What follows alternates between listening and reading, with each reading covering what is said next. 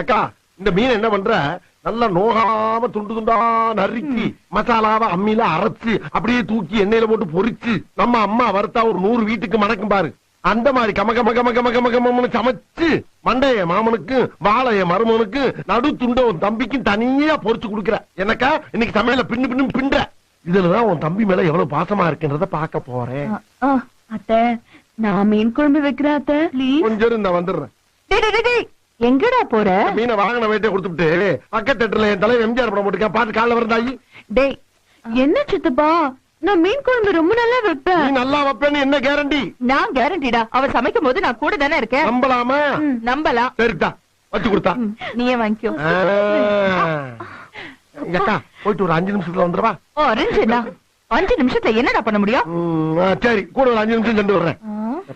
மீனை பச்சையா பாக்கும் போதே நாக்கு துடியா துடிக்குதே.